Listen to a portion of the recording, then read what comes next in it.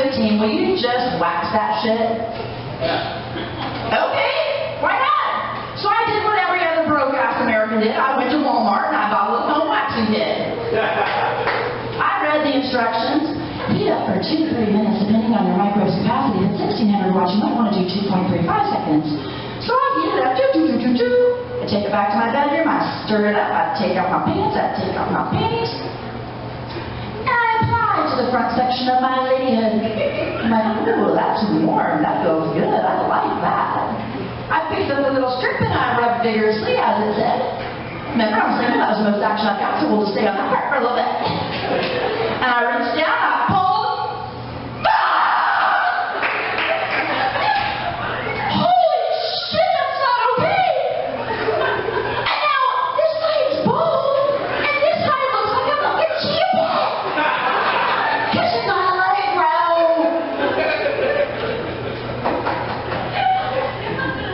I applied wax to the other side. I didn't give a shit how warm it was. I knew it wasn't going to feel good. I rubbed vigorously and I pulled. Great on a crunch! I looked down. I thought about stopping. I did. Because you're all thinking, Jesus Christ, Laurie, and how fucking stupid are you? Well, I'm a business in front and party underneath.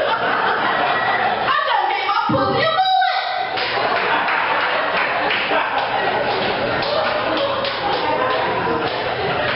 So I picked up the phone and I called that bitch and I said, what the fuck do you want me to do? And she's like, girl, it's not that bad, but remember when you go to do your center section, you're going to want to let your foot up for better access. So I did.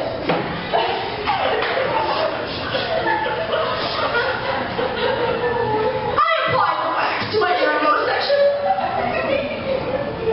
I crossed myself both ways because I'm not Catholic and I wasn't sure and I was trying to double down. I put my little wax strip on and I rubbed and I found that spot that dumbass didn't have a clue and he thought my pussy was like a pea trough. I reached down and I pulled and it didn't fucking move. It looked like I had a wax strip or a piece of flypaper stuck to my ear.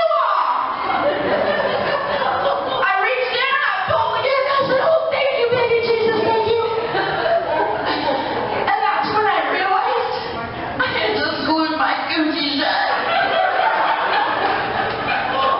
For 60 horrifying seconds, I was positive I was going to be a born-again virgin for the rest of my life. I went back and bought stock and big the next goddamn day. That bikini waxing is for shit, Angie. She still said, I think it feels good. Sis. Oh. Now, do you groom? Do you groom? Yeah, because you guys know that, you know, if you trim the bush, it makes the tree look taller, right? Well, remember that epically bad failing sex story? Well, after our Taco Bell, it's probably the number 3 special, I was trying to help get a little rise in the situation. So I went south of the border. And I started laughing. Which, guys, that's really not what you want for someone who's trained on. He had taken his personal grooming a little too far. He had shaved a complete bald patch all the way around it. It was like a crop circle. Like, dude, what the fuck are the aliens gonna land? He said, well, you know, I just wanted to, like, make it look bigger. Dude, no amount of trimming is going to take a little smoky and turn it into a bra. It is not going to happen. But guys, you should groom because I will tell you right now, if you do choose to go south of the border, ladies, which you should. Oh, you look like a hose monster. Like you. You do, don't you? You look like you could just like, oh, I see it. No, look at that big ass smile on his face. No wonder. Are you a spitter or do you swallow? I'll tell you what, I saw a bumper sticker once and it said, mean people suck. And then some sadistic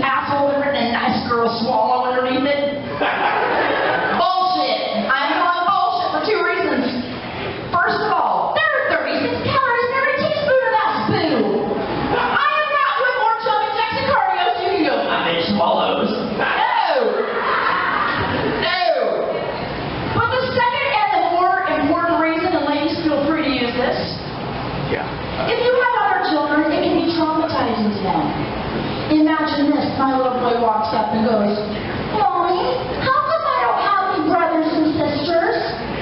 Oh, baby, you did. Daddy made me swallow them. HMO, PPO, I don't give a shit. You are not going to have the health coverage that little bastards going to need to pay for their therapy. Not going to have it.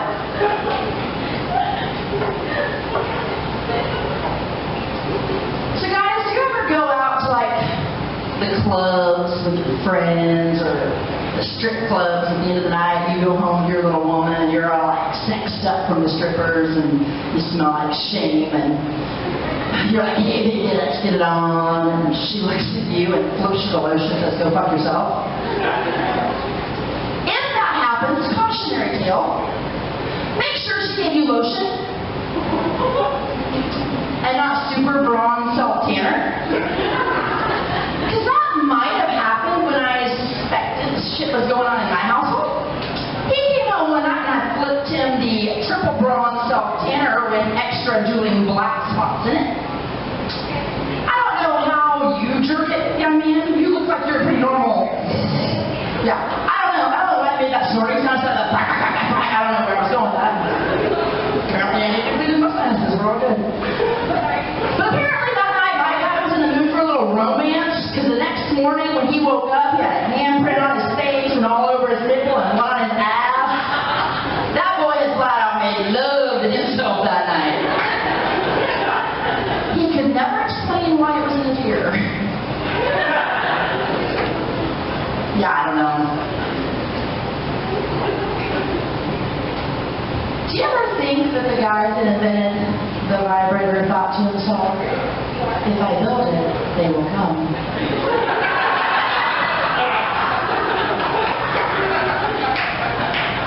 It's kind of shit I think about when I'm home alone. Before I get out here, I want to leave you with one thing that my mama said to me. It was a little joke that she used to tell my sisters and I about a little girl named Susie and a little boy named Tommy. They were 6 years old, they were adorable little kids, and they were competitive as all get out.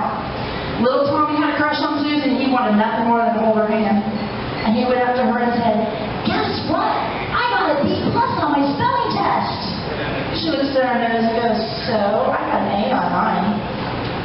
Tommy thought for a second and goes, my mommy and dad just got a new car. She looks up and says, so? My mom and dad just got a new SUV. Anything that poor little boy said, that little girl just shot him down. Tommy gets upset. He thinks for a second. He thinks, what do I have that she doesn't have? He drops his pants and pulls out his little weenie and says, I bet you don't have one of these. Susie bursts in tears, goes running in the house. About a minute and a half later, Susie comes back out, puts her nose up, reaches up, pulls down her panties, lifts up her dress and said, my mommy said, as long as I have one of these, I can get as many of those as I want. Thank you guys for coming out to support my comedy. I hope you guys had a great time.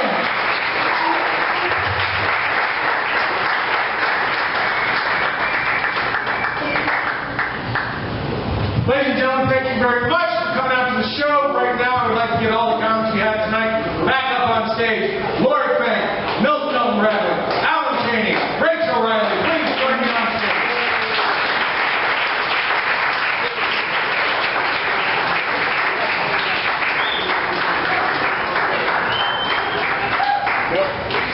This was a labor of love for us. I'd like to say it was labor of cash, but we really didn't make anything because we are working here. But I want to thank each and every one of you for coming out, because without you, we couldn't do what we love to do most. So it was very fun. Thank you from all of us to all of you. I say good night. Thanks for coming to Stanford. So.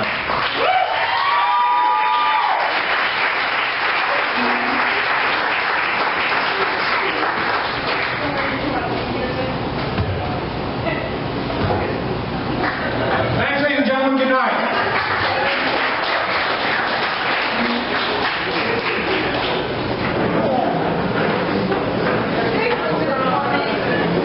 What's your name?